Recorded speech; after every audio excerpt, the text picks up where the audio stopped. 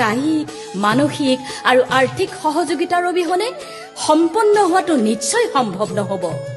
আমাৰ ইচ্ছাক বাস্তৱায়িত কৰাৰ লগতে আহকচোন যাত্ৰাপথৰ সহযোগী ৰূপে অনাগত প্ৰজন্মৰ বাবে ৰাখি থৈ যাওঁ ইতিহাসৰ স্বৰ্ণীৰ পৃষ্ঠত এক নতুন অধ্যায়।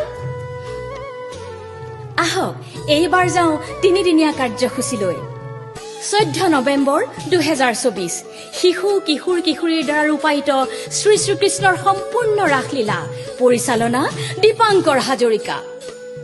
15 নৱেম্বৰ 2024 যুৱবৃন্দৰ দ্বাৰা ৰূপায়িত শ্ৰী শ্ৰীকৃষ্ণৰ সম্পূৰ্ণ ৰাসলীলা সামগ্ৰিক পৰিকল্পনা আৰু পৰিচালনা সীমান্ত ফুকন। 16 নৱেম্বৰ 2024 জ্যেষ্ঠ তথা প্ৰবীণ শিল্পীসকলৰ দ্বাৰা ৰূপায়িত শ্ৰী শ্ৰীকৃষ্ণৰ সম্পূৰ্ণ ৰাসলীলা পৰিচালনা দেৱশ্ৰী হাজৰিকা।